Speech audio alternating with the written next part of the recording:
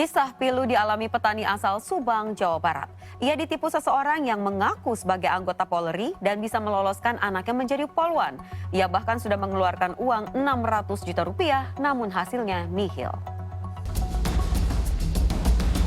Karlim Sumarlin, petani asal desa Wanakerta, Subang, Jawa Barat ini kini harus bekerja serabutan usai sawah dan kebun miliknya dijual. Bukan tanpa alasan. Asetnya dijual untuk uang pelicin agar sang anak bisa lolos seleksi sebagai poluan. Mirisnya, ia kena tipu. Uangnya lenyap, sang anak tak jadi abdi negara. Kasus penipuan terjadi pada 2016 lalu. Ketika itu, ia dikenalkan ketua RT setempat kepada seorang pria bernama Asep Sudirman, yang belakangan diketahui sebagai pecatan anggota Polri di Jakarta. Bujuk rayu ketua RT dan Asep membuat Karlim tergiur dan luluh untuk memasukkan anaknya menjadi poluan tanpa tes dengan mahar 600 juta rupiah. Selang sehari saya berangkat ke Jakarta sama Asep Sudirman sama Retaria, yaitu menemui Ibu Heni V, yaitu seorang anggota Polri yang tugasnya di Samsat, Jakarta Barat. Bu Heni siap katanya untuk memproses agar supaya anak saya itu lulus menjadi anggota Polri. Oke, siap katanya dengan perjanjian uang 600 juta. Sudah meyakinkan dia sanggup, Bu Heni, yang tempat tinggalnya di asrama polisi Kalideres. Akhirnya saya pulang lagi ke rumah untuk mengondisikan uang yang nominal 600 juta itu. Akhirnya saya jual kebun sawah. Sesudah kepegang uangnya, taruh di bank, Pak Asep meminta transfer 200 juta ke rekening Pak Asep. Sudah transfer 200 juta ke Pak Asep.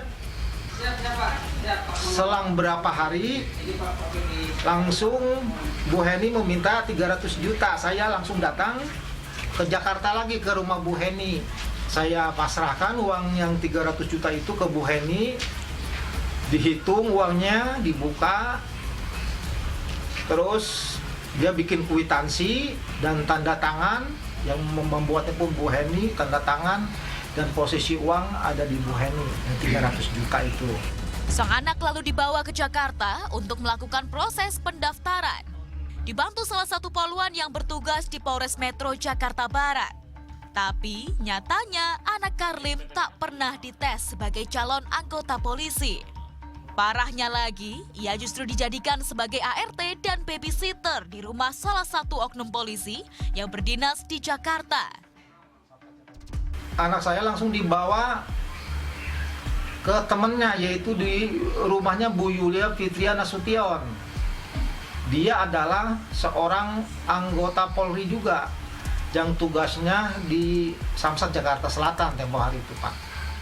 Selama di rumah Bu Yulia Fitri Nasution selama 1 tahun, anak saya di sana bukan saya dibimbing atau dilatih atau didaftar pun tidak selama 1 tahun. Bahkan anak saya itu diperlakukan sebagai pembantu.